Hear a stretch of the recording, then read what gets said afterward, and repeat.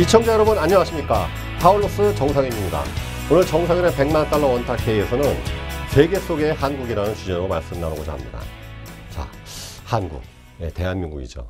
과연 우리 한국은 세계 속에서, 세계에서 어느 정도의 규모와 어느 정도의 위치를 차지하고 있을까요?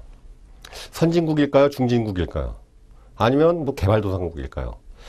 우리나라 사람들은 잘 모르겠죠. 우리나라 안에 있으니까. 세계인들은 어떻게 우리나라를 보고 있을까요? 자, 주식으로 따지면 이제 뭐 미국도 하나의 종목을 생각하고 대한민국도 하나의 종목을 한다면 어느 정도 위치를 점유하고 있어야 맞는 것일까요? 오늘 그 내용에 대해서 말씀드리고자 합니다.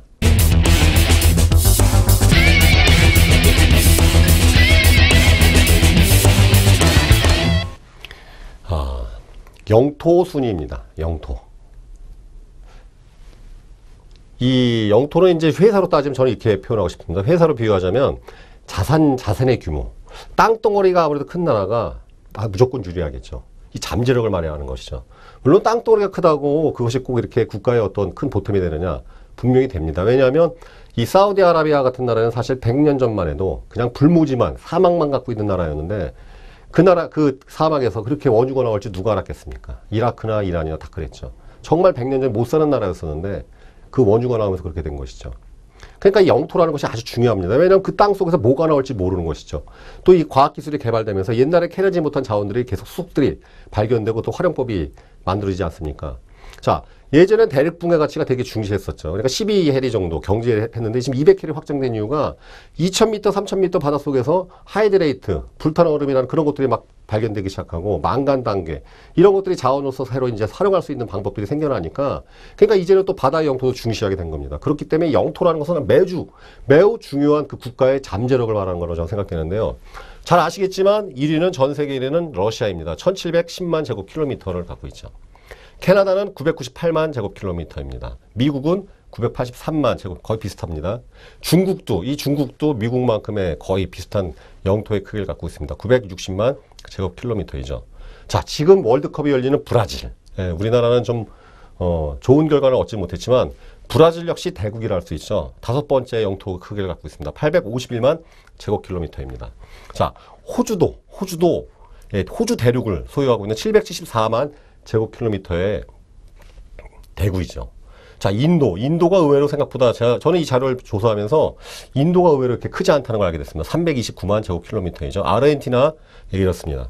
자, 우리나라가 얕보다가 큰 코 다친 알제리도 238만 제곱킬로미터입니다. 남한이 10만 제곱킬로미터니까 우리나라 남한에 비해서는 20배 이상의 영토의 크기를 갖고 있는 것이죠. 북한은 12만 제곱킬로미터, 일본은 38만 제곱킬로미터입니다. 자, 우리나라 사람들이 일본 외놈 그렇게 생각하지만 남한에 비해서 4배, 남북한 합쳐서 거의 2배 이상의 영토의 크기를 갖고 있습니다. 그뿐만 아니라 일본이 이렇게 땅덩어리가 뭉쳐있는 것이 아니라 도소로 이렇게 길게 늘어져 있잖아요. 실제 그 바다의 크기까지 합치면 엄청나게 큰 영토를 사실은 소유하고 있습니다. 남북한 합쳐서 22만 제곱킬로미터. 이 순위는 이게 미국 CIA의 홈페이지에 있는 것을 제가 갖고 온 겁니다. 그래서 나라 순위 와서 우리나라 같은 경우에는 영토 순위로는 109위, 북한은 99위, 남북한이 많이 합쳐진다면 85위 정도의 위치를 점유하게 되어 있습니다. 자, 숫자로 보시면 사실 이게 와닿지는 않습니다. 그래서 제가 한번 그림으로 표현해 봤습니다. 자, 다음 그림에는 자, 이것은 제가 이 영토의 크기를 비율별로 해갖고 만든 것입니다. 자, 러시아, 광대한 영토가 보이시죠? 자, 캐나다, 미국. 사실 캐나다, 미국 거의 같은 경제권이라고 할 수 있습니다. 그래서 이 합쳐지면 거의 러시아하고 비등한 그런 광대한 영토를 지닌 국가로 되는 것이죠. 자, 중국, 호주. 인도는 생각보다 좀 작죠. 인도 되게 큰 것 같은데 호주보다 반 정도 크기입니다. 태국 여행 안 해보신 분이 있으신가요? 태국 여행 많은 분들이 갔다 오십니다. 태국 우리나라보다 4배 이상의 국토를 갖고 있는 나라입니다. 되게 큰 나라입니다. 이게 작은 나라가 아니죠. 태국. 우리나라보다 아직 그 경제 수준이 떨어지기 때문에 되게 좀 우습게 알지만 사실 영토의 크기는 작은 나라가 아닙니다. 독일, 일본이 이렇습니다. 좀 보이십니다. 그러나 이제 북한, 남한, 남북한 합쳐봐야 시청자 여러분께서는 잘 안 보이시겠죠. 진짜 코딱지만한. 표현이 좀 그렇습니다. 코딱지만한 정말 영토를 갖고 있는 나라인 것입니다. 이 코딱지만한 영토를 갖고 있는 나라들이 뿐만 아니라 사실 우리나라 남한 같은 경우에는 자원이 있습니까? 자원이 별로 없죠. 그럼에도 불구하고 이런 나라들을 상대해서 있는 것이죠. 어느 정도 잘 위치를 점하고 있는 것이죠. 영토의 크기로 봐서는 저희 나라는 정말 소국 중에 소국이라고 할 수 있겠습니다. 다음 그림을 보시면 자, 요것은 이 내용은 뭐냐면 이제 인구입니다. 인구는 어떤 측면일까요? 회사로 따지면, 주식회사로 따지면 제가 봤을 때는 인구라는 것은 총 매출이 아닌가. 그런다. 영토가 아무리 커도 사람이 없으면, 그 땅을 경작하고 할 사람이 없으면 또 문제가 되지 않습니까? 몽골 같은 나라가 대표적인 나라겠죠. 그러니까 인구가 되게 또 중요한 겁니다. 인구가 많아야 아무래도 인재가 많을 확률도 많고, 또 인구가 많아야 군사력이든 모든 것들에 대해서 어떤 수치를 가질 수 있는 것이죠. 그래서 인구가 되게 중요한 수치입니다. 그러니까 제가 봤을 때 회사로 따지면 매출로, 총 매출로, 이렇게 저는 같은 개념이 아닌가 생각됩니다. 자, 잘 아시겠지만 절대적인 일은 중국입니다. 13억 5,569만의 명의 인구를 갖고 있습니다. 인도가 12억 명이죠. 미국은 3억 명입니다. 인도네시아 2억 5천, 브라질 2억 200만입니다. 네, 브라질 역시 대국이죠. 파키스탄 1억 9천, 나이지리아 1억 7천, 러시아도 1억 4천만 명의 인구를 갖고 있고요. 일본이 1억 2천만 명입니다. 그러니까 우리나라 남한의 거의 3배 정도의 인구를 갖고 있는 것이죠. 남한은 현재 아직 5천만이 안 됩니다. 4,900에 작년 2013년 통계입니다. 4,900만의 인구이고요. 북한은 우리의 정확히 절반인 2,400만입니다. 자, 남북한을 합치면 7,388만. 그러니까 순위로 따지면 이렇게 되는 거죠. 남한만으로서는 26위권 정도로, 이 인구수로는 26위, 북한 49인데 만약에 남북한이 합쳐진다면 22 정도를 점유하는 것이죠. 자, 독일, 프랑스, 영국, 독일 같은 경우에는 이제 8천만, 프랑스도 6,600만, 영국 6천만, 이탈리아 6천만. 자, 이게 무슨 의미냐면요. 우리나라 이 경제에 가장 큰 문제점이 있습니다. 음식이나 어떤 백화점이랄지 소비랄지 내수 시장의 특징이 뭐냐면요. 항상 3개나 4개 정도 아니면 2개 정도의 독과점 시장입니다. 특징이. 항상 상위 3개 업체가 거의 모든 시장 점유율의 90%를 차지하고 있죠. 왜 그럴까요? 자동차도 그렇지 않습니까? 현대기아, 그 다음에 쉐보레, 한국 쉐보레 GM이죠. 그 다음에 르노 삼성, 코란도는 사실 쌍용은 사실 그렇게 존재가 많지 않습니다. 일본 같은 경우에 10개 정도의 자동차 업계가 있는데 문제가 뭐냐면 시장이 내수 시장이 워낙 작으니까 4천만 정도밖에 안 되니까 4위, 5위, 6위 하는 기업들이 먹고 살 수 있는 방법이 없는 것이죠. 그러니까 1, 2, 3위 말고는 시장 점유율을 차지한 상위 2, 3개 기업만 살아남고 나머지 기업이 도태되는 것입니다. 그러니까 독과점 시장이 되는 것이죠. 아무래도 그 문제가 여러 가지가 발생되겠죠. 가격 담화면에서 항상 그런 문제가 벌어지는데 경제학적인 개념을 보면 최소 1억 정도는 돼야 대국 행세를 할 수 있게 됩니다. 1억 정도의 그런 인구를 가져야지만이 내수 경제를 가져야지만이 수출을 안 해도 먹고 살 수 있는 그것이 되는 것이죠. 우리나라는 어떻습니까? 수출을 안 하면 못 먹고 사는 구조인 겁니다. 자원도 없기 때문에 문제가. 자원도 없기 때문에 수출을 안 하고서는 먹고 살 수 없는 구조죠. 내수 경제도 약하기 때문에. 그러니까 여기가 우리나라가 수출 주는 경제가 상당히 약점이 많은 것입니다. 환율 리스크가 생기고 세계 경제에 따라 계속 우리나라 경제가 연동돼서 출렁출렁이는 것이죠. 그러니까 인구가 되게 중요한 것인데 그렇기 때문에 우리나라는 이런 요곳으로 봐서도 북한과 빨리 통일해야 되지 않는가 이러한 또 필요성을 보여준 자료라고 했습니다. 이것을 또 한번 그림으로 표현해서 어떻게 나타나는지 한번 보시죠. 다음 그림을 보시면 자, 이게 이제 인구수를 제가 그림을 또 표현한 겁니다. 중국, 인도 굉장하죠, 아주. 그러니까 이 나라의 잠재력을 무시할 수가 없는 겁니다. 이 엄청난 인구를 보유하고 있기 때문에 이 바로 인구가 노동력을 상징하는 거 아니겠습니까? 노동력. 그러니까 이 두 나라의 잠재력을 절대 무시할 수가 없는 것이죠. 자, 미국, 인도네시아도 상당히 대국입니다. 인도네시아도 브라질, 러시아, 일본. 그러니까 이 나라들 지금 현재 그 느낌이 있으시지 않습니까? 강력한 나라들이죠. 아주 강대국으로 행사하는 나라들인데 자, 독일과 프랑스, 영국도 어느 정도 존재감이 있습니다. 상당히 존재감이 있는 강한 대국입니다. 남한까지는 보이는데 문제가 뭐냐면 북한이죠. 북한이 워낙, 북한. 그러니까 남북한이 합쳐져야 뭔가 좀 이렇게 영국하고 그림으로 보셔도 남북한이 같이 합쳐져야지 영국, 프랑스, 독일과 좀 어깨를 나란히 할 수 있는 그런 정도의 인구 규모를 갖는다는 거 보실 수 있게 됩니다. 자, 인구가 이렇게, 그러니까 인구적인 측면에서 보면 우리나라가 이 정도 위치라는 것을 우리 시청자분께서는 아실 수 있겠죠. 자, 다음 자료는 이렇습니다. GDP입니다. 그냥 GDP가 아니라 실질 구매력 기준을 갖고 다시 환산한 PPP 기준의 GDP입니다. 국내 총생산량이라고 할 수 있죠. GDP라는 거는 이제 제가 생각하기에는 회사로 따지면 제 생각으로는 이제 순이익이 아닌가. 순이익이는. 영토도 크고 인구도 많은데 GDP가 너무 낮으면 무슨 의미입니까? 회사가 좀 부실한 회사겠죠. 덩어리는 크고 그런데 이익이 없는 거겠죠. 그러니까 GDP 수준이 높아야지 뭔가 이게 이익 규모가 있는 것이죠. 이익이 있는 것이죠. 생산하려는 거니까 회사로 따지면 제가 순매출, 그러니까 순이익이라고 저는 그런 개념으로 파악하고 싶습니다. 절대 부동의 1위는 현재 미국이겠죠. 미국 16조 7,200억 달러입니다. 자, 2위는 중국이죠. 중국이 이제 무섭게 상장하고 있는 나라인데 현재 G2로서 자리매김합니다. 13조 3,900억입니다. 3위는 인도 4조 9,900억이고 일본이 현재 4위입니다. 4조 7,290억이고요. 독일은 3조 2,270억. 그래서 5위를 마크하고 있습니다. 러시아, 브라질, 영국, 프랑스, 그다음 멕시코. 예, 멕시코도 상당히 GDP 규모로는 적은 나라가 아니라는 것을 아실 수 있겠습니다. 자, 이탈리아, 그다음 남한이 현재 그래도 지금까지 그 앞에 영토나 인구에서는 그렇게 흡족한 좋은 내용은 아니지만 그래도 우리가 GDP 규모로 본다면 그래도 이제 10위권 안에 들어간다는 걸 아실 수가 있죠. 남한이 1조 6,660억 원을 현재 마크하고 있습니다. 캐나다 1조 5천억 원이죠. 자, 근데 여기서 큰 문제가 있죠. 큰 문제가. 예, 북한입니다. 북한. 우리 북쪽에 있는 북한이 현재 106위 400억 불입니다. GDP가 2013년. 그러니까 남북한, 그러니까 무슨 소리, 현재 이 GDP 규모로 보면 남한이 10위인데 남북한하고 합쳐봐야 순위가 바뀌질 않아요. 1조 7,060억이니까. 자, 이게 무엇을 의미할까요? 이 수치가 의미하는 게 무엇일까요? 응?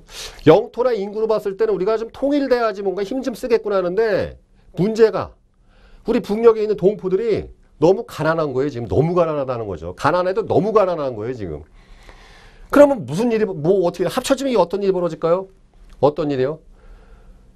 먹여 살려야죠. 이게 한 10년은 먹여 살려야죠. 독일과 그러니까 동독과 서독도 1990년에 통일됐을 때 독일도 그 당시에 지금의 우리나라보다 한 3배 정도의 경제 규모를 갖고 있었고 서독이요. 그 다음에 동독도 역시 지금의 북한보다 5배 정도의 경제 규모를 갖고 있었습니다. 그렇게 통일했음에도 불구하고 통일 독일이 10년 동안을 허덕였죠. 근데 지금 남한과 북한은 그때 동독과 서독에 비해서도 경제력이 약한 데다가 문제는 이 경제 격차가 너무 크다는 것이죠. 다음 그림을 보시면 더 잘 이해하실 수가 있습니다. 자, 미국이 그 GDP 수치로 봤을 때 이 정도를 차지한다면은 중국이 이만큼입니다. 인도, 일본, 독일, 러시아 다 이 정도 규모를 차지하는데 자, 영국, 프랑스, 멕시코, 이탈리아, 남한 뭐 좀 보이지 않습니까? 근데 북한이 안 보이시잖아요. 북한 안 보입니다. 그러니까 이 남한하고 북한하고 합쳐지면 영토도 좀 필요하고 영토도 확장되고 자, 인구도 늘어나는데 합쳐지는 순간 무슨 일이 벌어지냐? 반토막 나는 거죠. 반토막.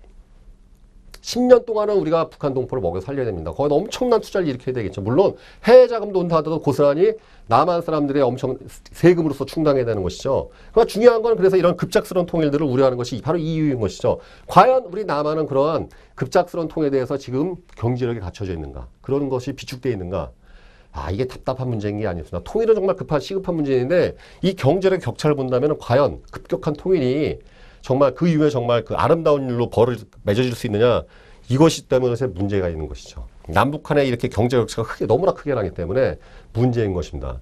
2,400만이라는 이 북한 동포들이 소위 말하면 대한민국에서 가장 힘들게 사시는 분들의 경제 수준을 갖고 있다는 것이죠. 그럼 그분들을 일자리를 줘야 되고 또 먹여 살리고 뭐 해줘야 되는데 사실 우리 남한에 현재 그렇게 일자리가 많습니까? 예. 그러니까 이런 문제가 지금 걸려 있는 것이죠. 이걸로 보면 남북한의 급작스러운 통일이 어떤 것을 의미하시는지 시청자 여러분께서 좀 이제는 이해를 하실 거라고 생각됩니다. 다음 자료를 이제 말씀드리면은 자, 이 내용은 또 뭐냐면요. 이제 1인당 GDP입니다. 자, 국가의 전체적인 어떤 총 순이익을 본다면 이제 개인의 순이익을 보는 거죠. 개인. 이것이 바로 이제 삶의 질과 연동되어 있는 것이죠. 국가가 아무리 부유해도 개인의 GDP가 떨어진다면은 삶의 질이 떨어지는 것이겠죠.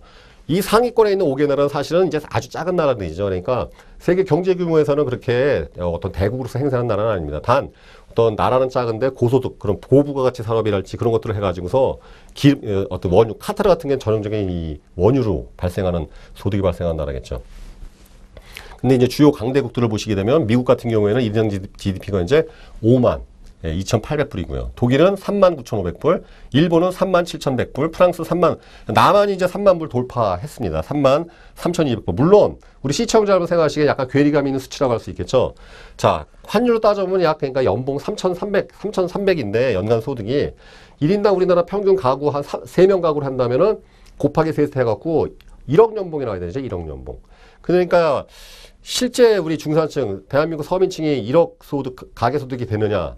좀 안 되겠죠. 안 됩니다. 좀 거리감이 있습니다. 그래서 아직 그러니까 중산층이 무너지고 어떤 그 부익부 빈익빈이 심화된 그런 것을 의미하는데 어찌하여튼 수치론 우리나라만 사실 그런 것이 아니라 그런 그 2008년 리먼 사태 이후로 전 세계가 다 똑같은 현상이 벌어지는 것입니다. 그래서 어쨌든 수치적으로 본다면 저희 나라가 현재 42위, 그다음 33,200 그 달러의 1인당 GDP를 갖고 있습니다. 자, 이태리는 29,600불이고요. 러시아는 18,100달러입니다. 자, 브라질은 12,100불이고요. 자, 북한이 또 문제이죠. 이제 전 세계 228개국 조회되는 나라 중에서 198위. 예, 밑에서 아주 세봐야 되는 나라죠. 1,800불입니다. 1,800불. 그러니까 남북한 합쳐봐야 남북한 합쳐 어떤 일이 벌어져요? 3만 불 있던 나라가 푹 떨어져서 23,000불이 됩니다. 64위로 떨어지는 것이죠. 자, 무엇을 의미할까요? 그러니까 3,300만 원 연봉 받으시는 분이 남북한 통일되는 순간 2,000불로 23,000불. 그러니까 2,000대로 떨어진다는 거는 내 연봉 소득 3천만 원에서 1,000만 원 정도는 북한 동포에서 우리가 써야 된다는 것이죠. 세금으로 나갈 수도 있고 뭐 해야 한다는 것이에요. 그러니까 우리가 고통을 감내하는 것을 의미하는 것입니다. 감내하실 수 있나요?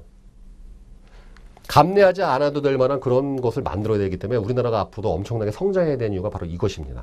네. 다음 그림을 또 다음 자료를 보시겠습니다. 자, 이것은 뭐냐면 그래도 이제 좀 이 어깨가 으쓱이는 자료일 수도 있습니다. 군사력 순위를 말합니다. 군사력. 이 내용은 이제 전 세계 그 군사 통계 사이트인 글로벌 파워라는 사이트에서 제가 이제 추천을 해온 거고요.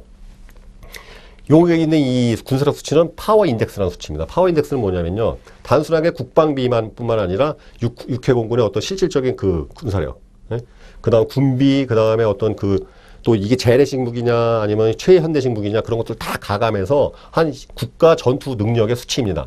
수치는 적을수록 강한 거거든요. 미국은 현재 전 세계 1위의 국가죠. 0.2475. 숫자가 높을수록 이제 군사력이 떨어지는 건데 이렇게 됩니다. 그래서 러시아가 2위고요. 중국이 3위입니다. 인도가 4위. 그 다음에 영국이 5위. 남한이 8위를 마크했습니다. 남한이. 그 다음에 이제 이태리가 9위고 브라질이 10위입니다. 자, 북한은 29위인데요. 야, 우리나라 이렇게 그래도 군사력으로 센 나라네. 자, 우리나라 그래도 일본보다는 더 센 나라죠. 군사력으로 따지면. 여기에 이제 일본은 안 나와 있으니까. 근데 이게 참 문제가 있는 수치입니다. 왜냐하면은 여기 있는 나라 중에서 지금 현재 우리나라하고 북한은 어떤 나라냐면 현재 휴전 상태이죠.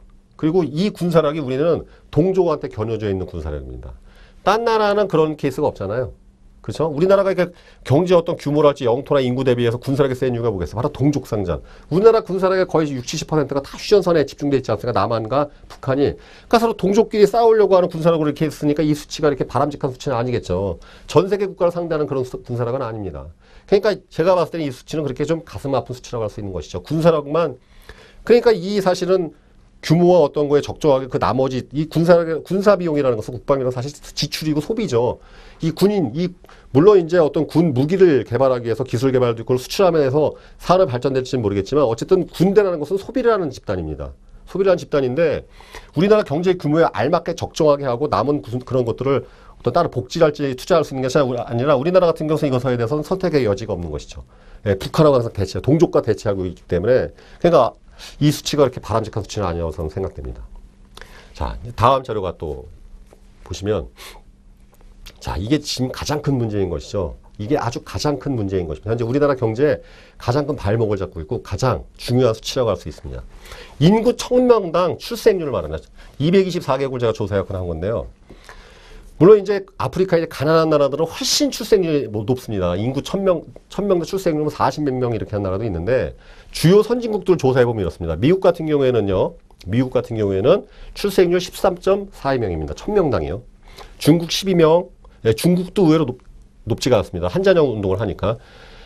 인도 19.89명, 일본 8.07명, 독일 8.42명 이렇게 쭉 러시아 11명, 브라질 14명, 12명. 자, 중요한 게 있죠. 남한은 8.26명, 북한이 14.15명인데 자, 남한만 보시죠. 8.26명.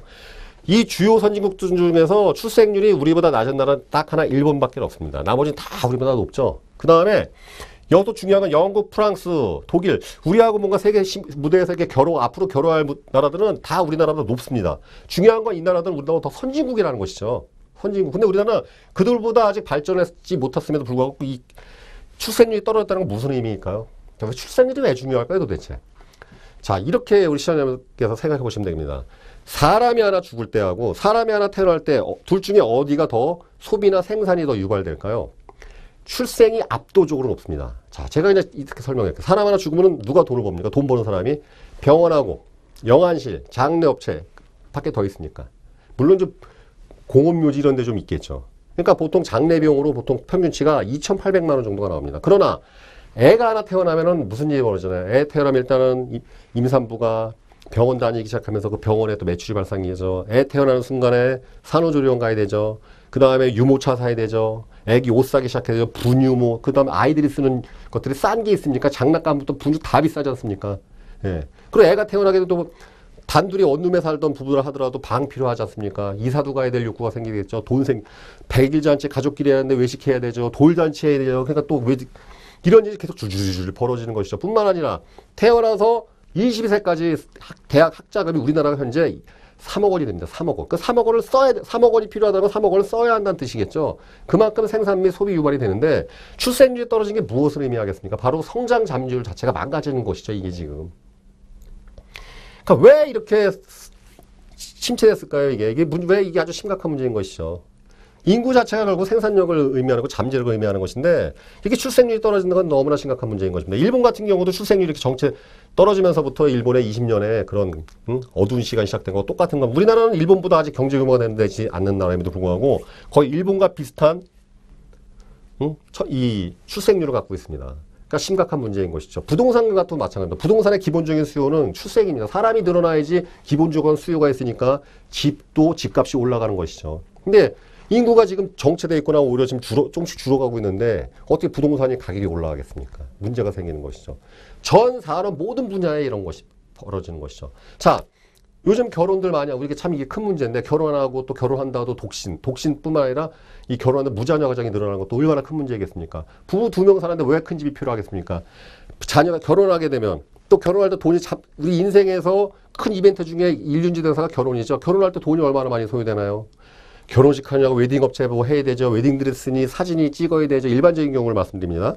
그 다음에 또 여행 가야 돼. 여행업체가 또 돈 벌죠. 뿐만 아니라 이제 집 구해야 되죠. 부동산 또 중개인 또 돈 벌고 월세 받는 집주인도 돈 벌고 그 다음에 이제 그 집만 사면 끝입니까? 그 안에 테레비 냉장고 에어컨 다 채워야죠. 돈이죠. 근데 그 이제 우리 20대 30대가 이제 돈이 없으니까 예전보다 소득이 이 경제 어떤 규모에 비해서 지금 못 쫓아가니까 실질 소득이 안 되니까 그런 것들이 막혀 있지 않습니까? 그러니까 독신이 늘어나고 그런 결혼 비용이랄지 그런 것들 때문에 결혼을 늦추게 되고 뿐만 아니라 결혼 늦춘 것뿐만 아니라 결혼 늦춤으로 인해서 또 결혼해서도 애를 못 갖는 불임률이 상승하고 애 없이 사는 가정이 늘어나고 이런 총체적인 문제가 벌어지니까 우리나라 현재 가장 큰 이게 문제가 벌어진 것이죠. 그래서 복지를 하려니 세금을 올려니까 또 문제가 생기니까 이 문제를 어떻게 해결해야 될까? 이 출생률을 어떻게 하면 우리가 해결할 수 있을까요? 우스갯소리로 우리나라가 일본처럼 그렇다고 밤에 맨날 야동을 틀 수도 없습니다. 성인 방송 이런 거 맨날 그냥 이상한 거 틀 수도 없어요. 신혼부부들 강제로 무조건 야동 봐. 10시부터 2시까지 나 야동 보는 거야. 이게 할 수가 없죠. 큰일 나죠 아주. 그러니까 이렇게 할 수도 없고. 제 생각이 그렇습니다. 독신세를 해야 되나. 결혼한 사람들은 지금보다 애 있는 사람들은 더 완전히 세금을 감면해주고 독신으로 늙는 사람들은 독신세. 이것도 좀 사실 그럼 그렇죠. 독신도 외로워 죽겠는데 거기다 세금까지 매기면 또 그렇지 않습니까? 그러니까 이 출생률의 문제를 우리가 어떻게 해결할 것인가. 출생률로만 따지면 우리나라 지금 이게 지금 이게 수그러드는 나라예요. 수그러드는 나라. 힘 빠지고 있는 나라의 수치를 보여주고 있습니다. 참 큰 문제라고 할 수 있겠습니다.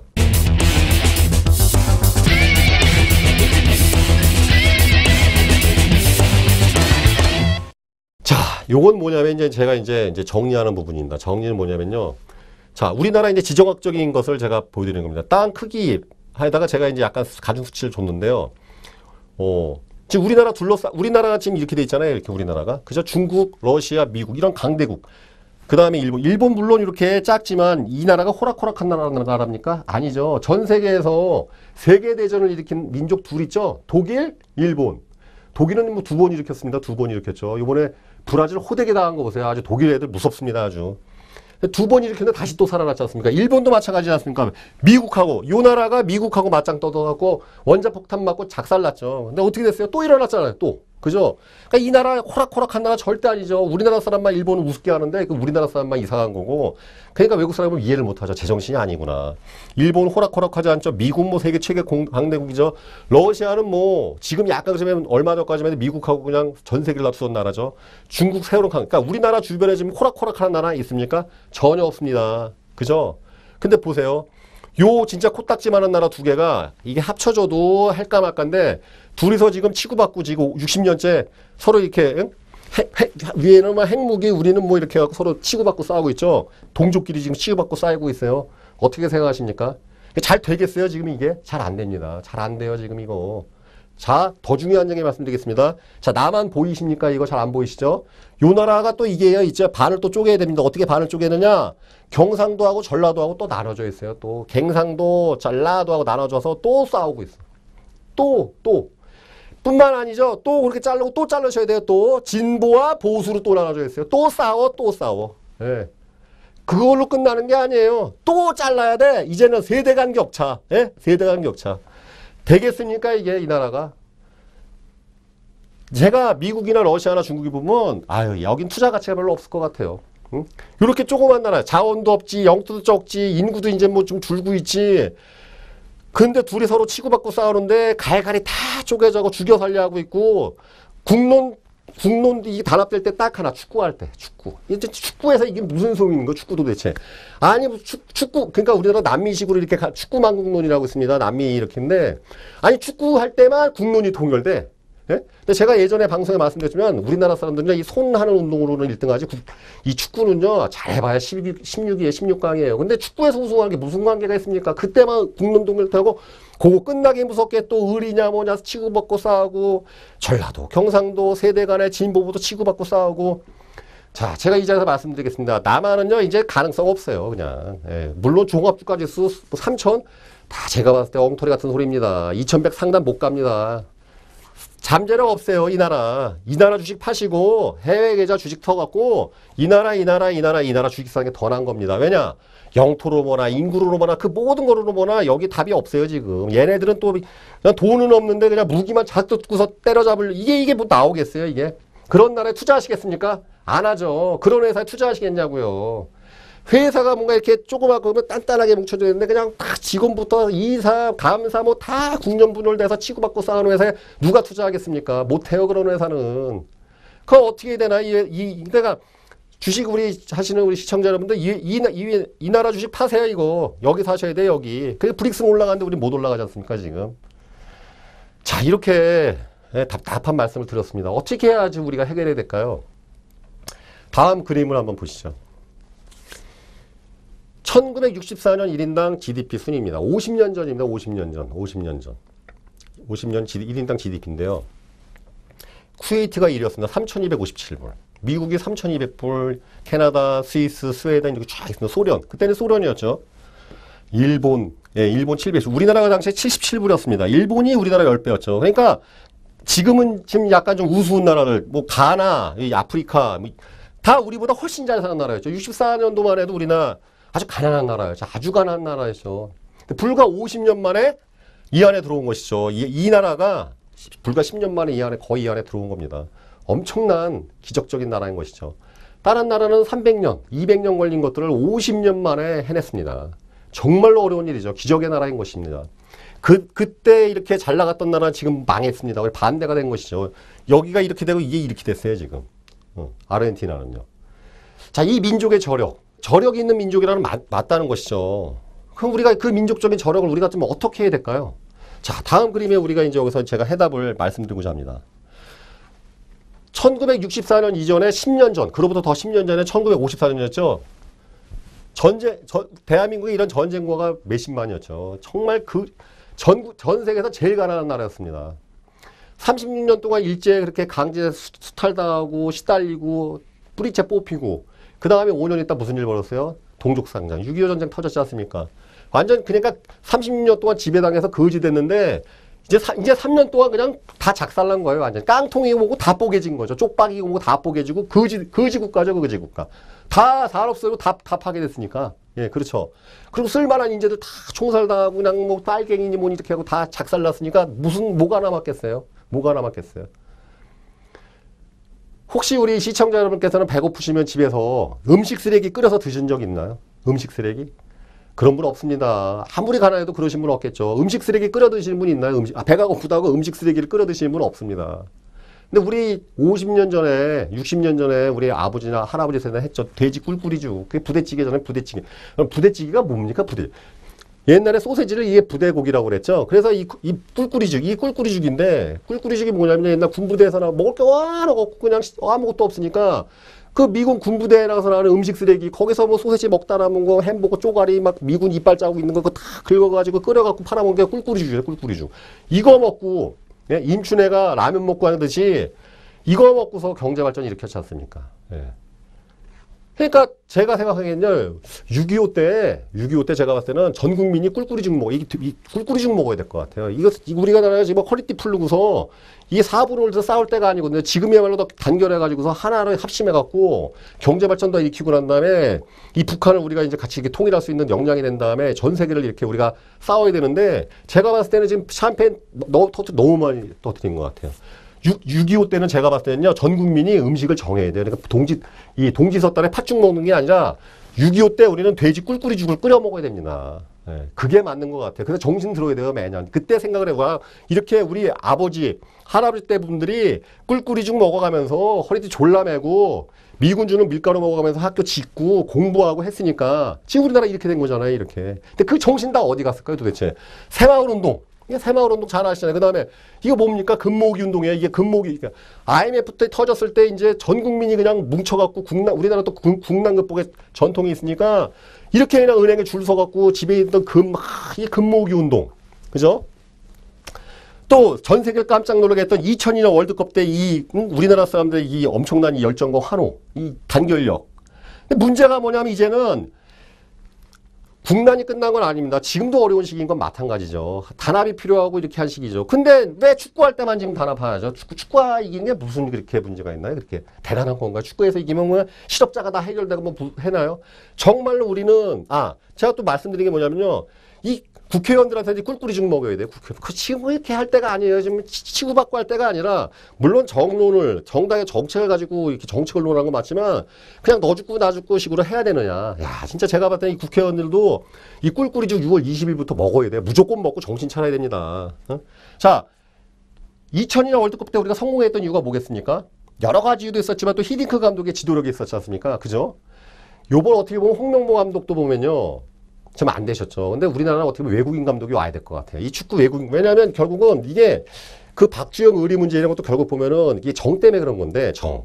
근데 우리나라의 또 강점인 거죠. 우리나라 혈연지연 끈끈한 정이 있으니까 또 위기 상황 되면 이렇게 국난 극복이 정신이 되는데, 문제는 뭐냐, 그런 혈연지연 끈끈한 것들이 어떤 봐주기가 되거나 어느 순간에 또 그것을 통해서 편의를 봐주고 이런 문제가 벌어진다는 것이죠.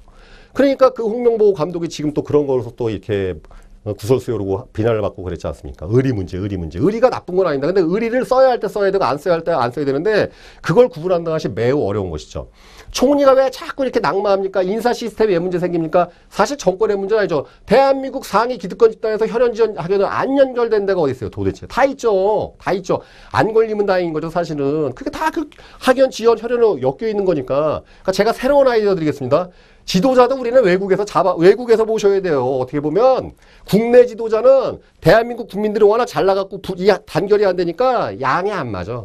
이게 보니까 잘난 사람들이 너무 많으니까 어떠한 지도자가 있어도 우리나라는 다스리기가 힘들어요. 내가 봤을 때 가장 피곤한 민족이라 할 수 있는 거죠. 그러니까 아싸리 이제는 축구 대표팀 감독도 이렇게 외국에서 모셔오듯이 대통령도 우리는 이제 외국에서 모셔야 되는 게 아닌가.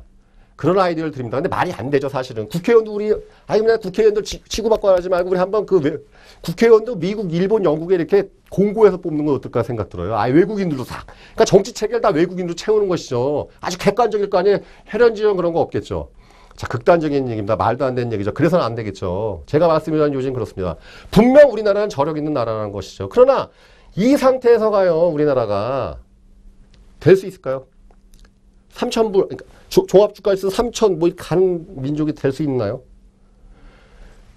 전라도, 경상도, 뭐 진보 보수 다 이거 필요 없는 겁니다. 왜 그게 다 같은 민족인데 지금 그죠? 지금 북녘의 동포들은 저렇게 힘들게 사는데 다 하고 난 다음에 잘 먹고, 그러니까 가난한 집안이 잘 되면은 갑자기 가난한 집안이 잘 되면은 치고받고 싸운다는데 지금 우리나라가 그렇게 됐나요? 잘 됐나요? 아직도 힘듭니다. 해결할 문제 너무나 많습니다. 분열될 수는 없습니다.